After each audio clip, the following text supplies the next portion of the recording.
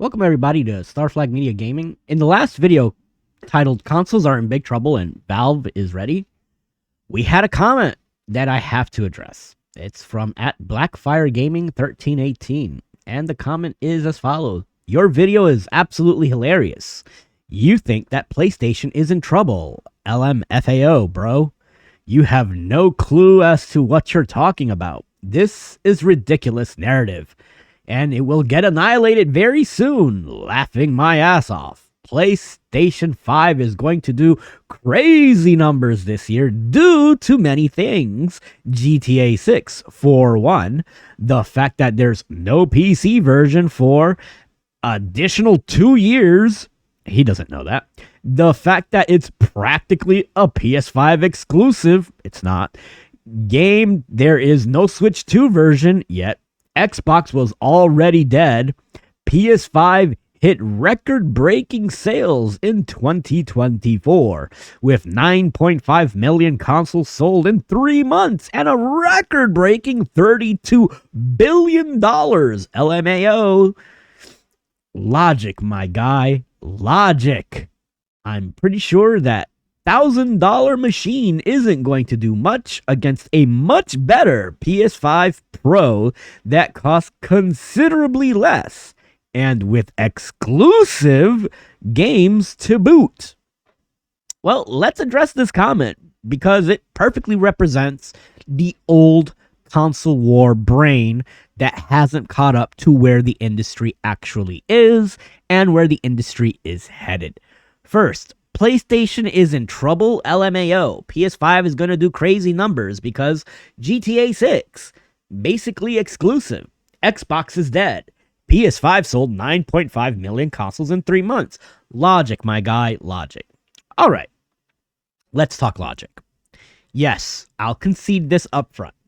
When GTA 6 launches, PS5 sales will spike short term. Maybe for a month, maybe for a month and a half. That is obvious. No one disputes that. But here's the part that people keep pretending doesn't exist. There are already over 100 million PS5s in the market. Xbox Series consoles sit at around 34 million. Anyone desperately wanting GTA 6 already owns a console. If you think that GTA 6 is going to sell 134 million copies, you're wrong.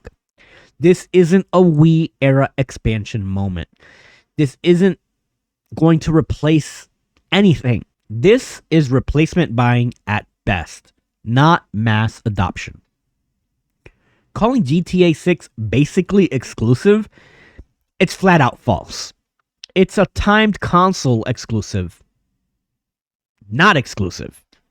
And Rockstar has already shipped PC versions of the previous GTA games, and guess what? PC gamers are more than happy to wait for the better version. So no, this isn't some new audience that's just going to run out and get a PlayStation 5 from being a PC gamer. It's not a new audience unlock. It is a temporary bump, but not a long-term platform win for just one game. Next thing, record PS5 sales. Well, cool story, but wrong timeline. Yes, the PlayStation 5 had strong quarters in 2023 and in 2024. That means nothing in 2026. Why? Because this past holiday season that just went by was the worst gaming holiday since 1997. Not slightly down, not soft. It was historically bad. Consoles stalled, software slowed, and spending collapsed. So when someone says record sales from 2 years ago as proof of future dominance, logic, my guy. Logic.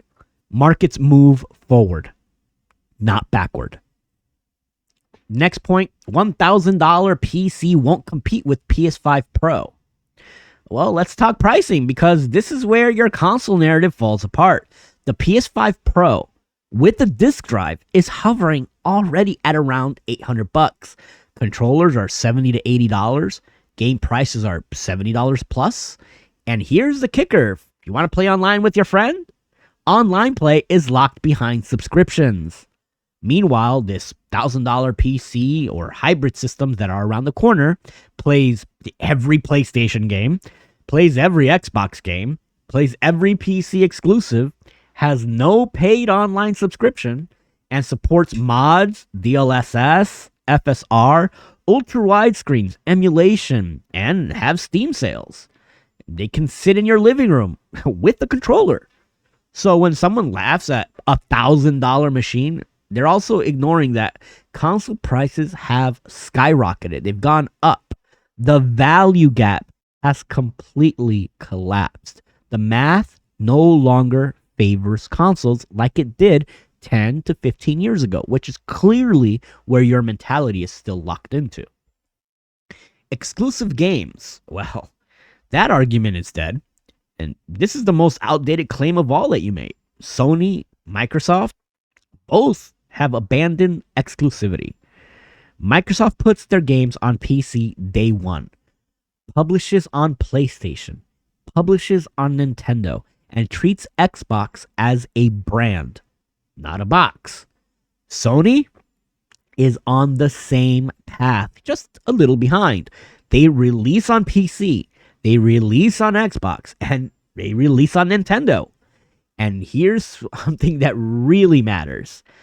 They hired a director of third-party and multi-platform publishing. They don't do that role if exclusivity is their future. Next thing you said is going to harp on a little bit more because you wanted to claim on exclusivity, the Sony thing that is going to sell more consoles. But Sony games are already on Nintendo. Yes, really.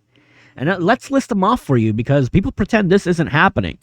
PlayStation Studio titles on Nintendo platforms right now: Patapon 1 and 2 Remastered, MLB The Show, Everybody's Golf Hot Shots, Freedom Wars, and the Lego Horizon Adventures game. That was a day one multi-platform launch. And yeah, don't forget, Helldivers 2 is now on PC and Xbox. That's not a crack in exclusivity. That's Sony walking away from exclusivity. So, who's still holding the console line? Nintendo alone. Nintendo is the only company left that protects its exclusives, designs hardware around identity, and sells a distinct gaming experience. With that said, they will likely be the last traditional console maker standing before getting dragged into that future as well. Sony and Microsoft, well, they are becoming software publishers and platform services. Hardware becomes optional, not requirements. What will be the future reasons to own an Xbox over a PlayStation, over a Steam machine? It's going to come down to specs. Who delivers the best performance for the best price? The actual point, because some people are missing it, and you missed it in that last video, is that I never said that consoles are going to disappear overnight. And I never said that it was the next gen and that that's going to be the end. What I said very clearly is this. Over the next 10 years or so, the industry will shift, and it is pushing towards a PC hybrid gaming system. Living room PCs, Steam OS, console-like interfaces, controller-first experiences. The entry barrier is gone. The ecosystems are merging. The exclusives are gone. That's not opinion. That's observable reality. So, yeah, PS5 will sell more units when GTA 6 drops. It probably sell a few more Xboxes as well. And after that, well, the long game belongs to hybrids, not locked boxes. But hey, logic, my guy, logic. If you still think consoles are safe long term, watch the video that is coming up right now. And that's where I break down every Xbox and PlayStation game that are already running on Nintendo hardware. That's right. The crappy Switch hardware is running PS5, Xbox games, PS Vita games, PSP games. Because once you see that list, the illusion dies real fast. As always, I want to thank you guys for joining me here at Star Flag Media Gaming. Hit that like, share, subscribe button. More importantly, leave me a comment, and we will catch you guys in the next video.